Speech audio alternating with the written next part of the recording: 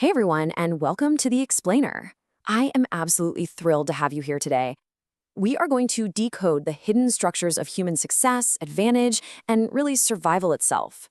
Have you ever wondered why traditional economic models, the ones that just assume we all act like perfectly rational calculators, so often completely fail to describe how human beings actually live, struggle, and succeed? Well, today we are exploring a really groundbreaking paradigm. It's called the Productive Value Productive Power Framework, or PVPP for short. We're basically going to map the actual physics of how human capability is built, how it's transferred, and sometimes, tragically, how it's lost.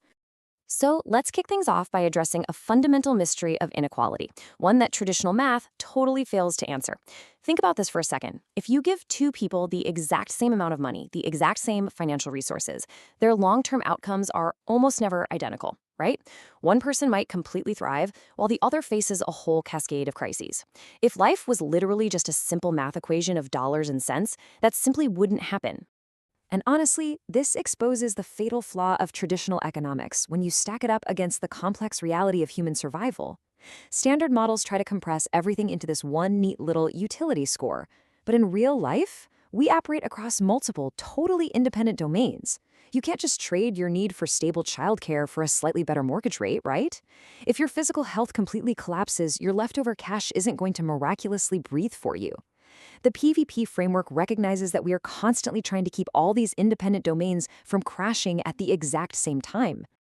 To really grasp this, we're going to follow a pretty straightforward roadmap. We'll start by moving beyond just money, then explore value and perception, break down the actual physics of interaction, navigate these things called opportunity corridors, track how early life compounds, and finally, look at how we can change those trajectories. We're journeying from something as simple as a cup of coffee all the way up to massive societal shifts. All right, part one, moving beyond just money. Because to really understand human behavior, we have got to look deeper than just our bank accounts. Let's start by defining the very first half of our framework, productive value, or PV. Now, this is the actual tangible stuff that flows between us every single day. Yes, money is absolutely a form of PV, for sure. But so is a teacher explaining a tough math problem, or a friend giving you a timely heads up about a job opening, or a doctor prescribing you medication. It's really any useful input. And honestly, it can occasionally be negative too, like deception or physical harm. Basically, PV is what is actively moving across the space between people. Okay, next up is productive power, or PP.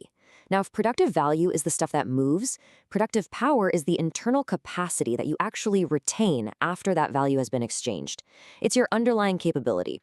We're talking about your bodily health, your learned skills, your emotional regulation, your network of relationships, and even your ability to navigate big institutions.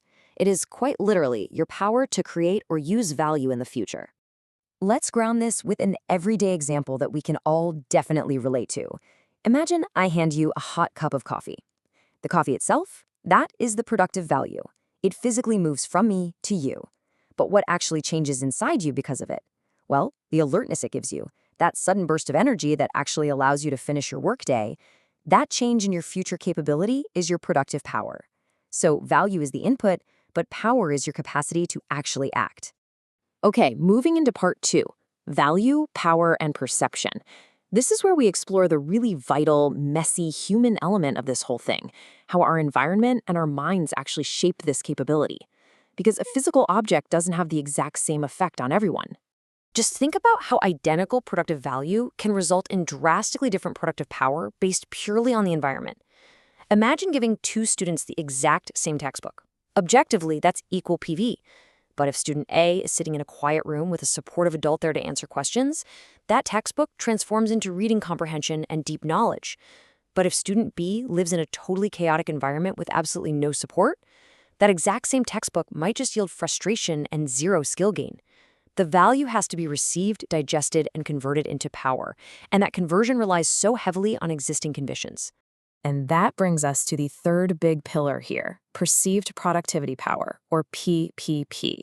This is the internal, working estimate your mind generates about your own capabilities. Standard economic models love to assume humans know perfectly well what resources they have. But the PPP framework recognizes the truth. We aren't omniscient. We act entirely based on our own interpretation of our capability. There's this fantastic quote from the framework that puts it perfectly. People do not act from perfect knowledge of their actual condition. They act from perceived productive power. We are just constantly taking these lived readings of our situation. If we believe a path is blocked, we won't even try to take it, even if, objectively speaking, the door is sitting wide open. We call this the mind gap, and it is the hidden engine that drives human mistakes and irrationality. Let's say your actual power is lifting 10 pounds, but your perceived power tells you, yeah, I can definitely lift 50. Well, you're going to attempt that lift and probably injure yourself. On the flip side, if you have the actual power to leave a super toxic job, but your perceived power is just utterly degraded, and you genuinely believe you have zero options, you're going to stay. This gap between actual and perceived power is the engine behind choices that look completely irrational from the outside. All right, part 3, the physics of interaction. Let's look at how these 3 pillars actually govern the everyday exchanges we have with other people. It really works in a simple, almost mechanical 1, 2, 3-step sequence. Step 1, an interaction occurs, like a mentor gives you some solid advice. Step 2, productive value is transferred. That knowledge and instruction passes over to you. And step 3, your productive power changes. You now have a brand new skill that you retain moving forward. This right here is the mechanical heartbeat of human development. We're constantly exchanging value, which then constantly updates our power to survive and thrive. Which brings us to part 4, the interaction corridors.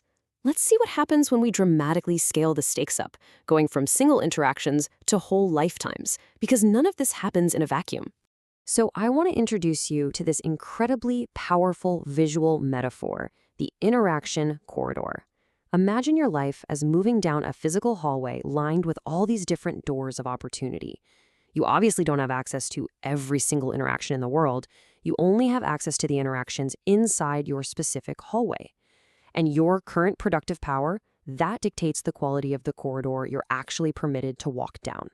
Just look at the stark contrast between the hallways different people are forced to walk down. A high-quality corridor offers doors to trusted mentors, incredibly safe schools, fair credit, and a manageable recovery process when you inevitably make mistakes. A low-quality corridor that offers doors to predatory loans, high legal risks, weak networks, and absolutely severe penalties for failure. Two people making the exact same choices will get wildly different results depending entirely on which corridor they happen to be standing in. Now for part 5, how early life compounds. Let's map how these corridors basically act as a time machine, shaping our destiny over decades. Because you don't just stay in one hallway forever, right? Hallways lead to other hallways. If we literally walk chronologically through human development, it's wild to see how the corridor narrows or expands at every single stage.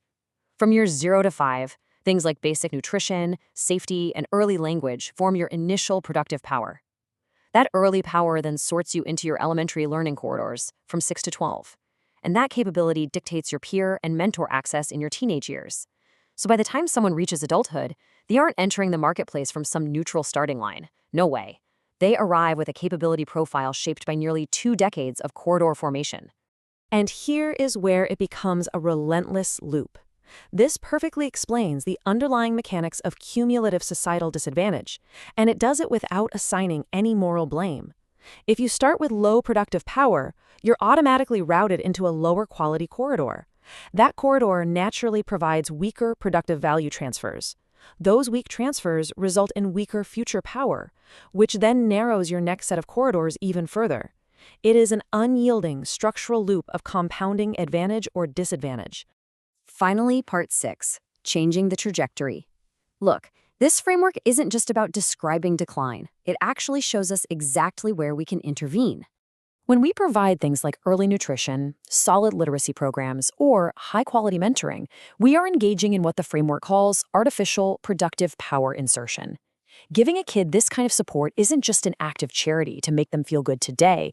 It is a profound structural intervention. You are literally inserting capability that shifts them into a completely different hallway of doors for the rest of their life, way before their current corridor has a chance to permanently narrow. And that leaves us with a truly memorable, impactful question to chew on. What corridors are we actively building for the next generation? The PVPP framework proves that human advantage isn't just about handing people money. It's about the quality of the interactions they are consistently exposed to. Every policy we make, every single institution we build, and every mentoring conversation we have is a real chance to open a new door in someone's hallway. Think about your own trajectory for a second, and think about the doors you have the power to open for others. Thank you so much for exploring this fascinating framework with me today.